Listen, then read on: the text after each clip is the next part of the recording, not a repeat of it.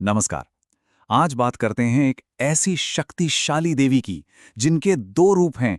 एक तरफ वो इतनी भयंकर हैं कि तीनों लोक कांप उठते हैं और दूसरी तरफ उनकी करुणा एक मां की तरह असीम है। जी हां, हम बात कर रहे हैं महाविद्या उग्रतारा की। तो सवाल यही उठता है कि आखिर ये कैसे मुमकिन है? क्या कोई ऐसा स्वरूप जो इतना डरावना हो, वो अपने अंदर अपने भक्तों के लिए इतनी ममता, इतनी करुणा रख सकता है? यही वो विरोधाभास है जिसे आज हम समझने की कोशिश करेंगे।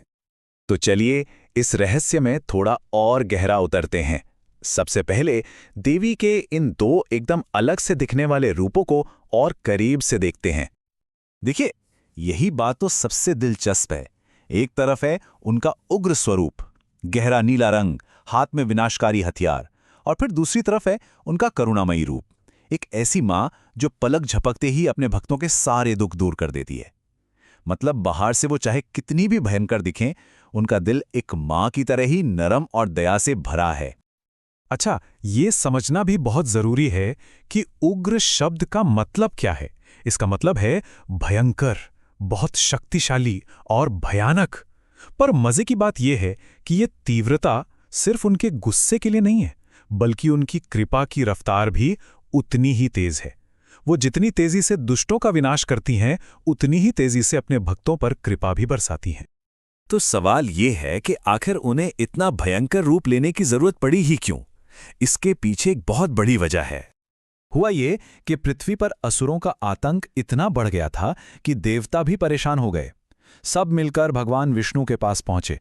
तब भगवान विष्णु ने ये घोषणा की, जिसने मां तारा के उग्र रूप का मकसद साफ कर दिया। ये सिर्फ गुस्सा नहीं था, ये ब्रह्मांड के बिगड़ते संतुलन को ठीक करने का एक दिव्य आदेश था।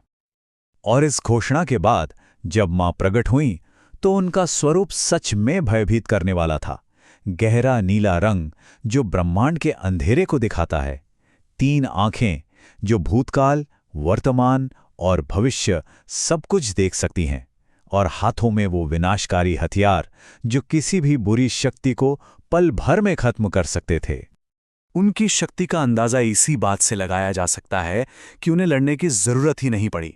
सिर्फ उनकी एक भयानक गर्जना हुई और उसी से तीनों लोग कांप उठे।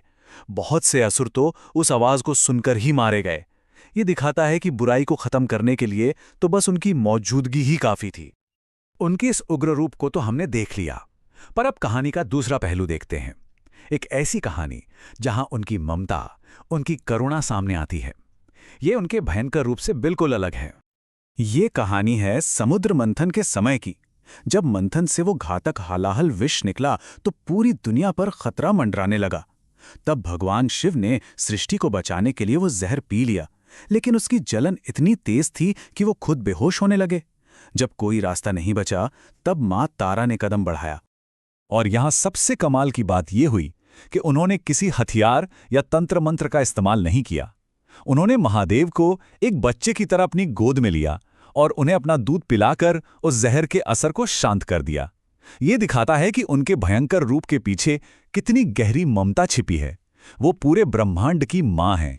करुणा अपनी जगह है, लेकिन जब धर्म पर संकट आता है तो उनकी उग्रता भी उतनी ही शक्तिशाली है। अब देखते हैं शंभु नाम के असुर की कहानी, जिसने तीनों लोकों में हाहाकार मचा दिया था।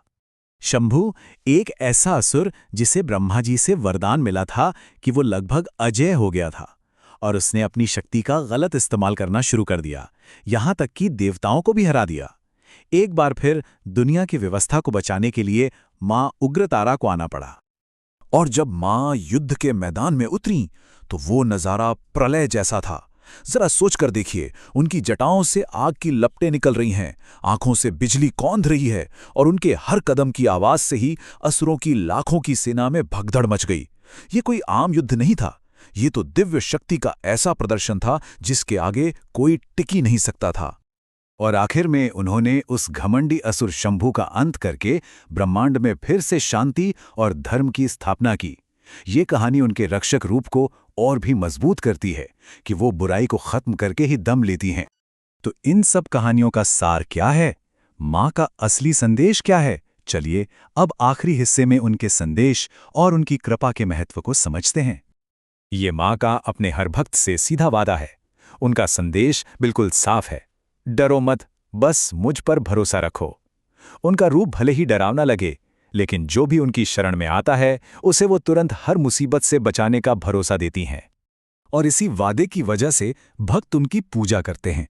उन्हें पता है कि माँ हर तरह के संकट से बचाएंगी, चाहे वो दुश्मन हो, जीवन की बाधाएं हो या फिर मन का कोई अनजाना डर हो। उनकी पूजा से न सिर्फ बाहरी सुरक्षा मिलती है, बल्कि अंदर से हिम्मत और मन को मजबूती भी मिलती है। तो आखिर में हम फिर से उसी सवाल पर लौटते हैं, क्या शक्ति का ये इतना उग्र और भयंकर रूप हमें डराता है, या फिर ये जानकर एक तसल्ली मिलती है कि हमारी रक्षा के लिए एक ऐसी महान शक्ति मौजूद है जो किसी भी बुराई को नष्ट कर सकती है? इस पर सोचिएगा जरूर।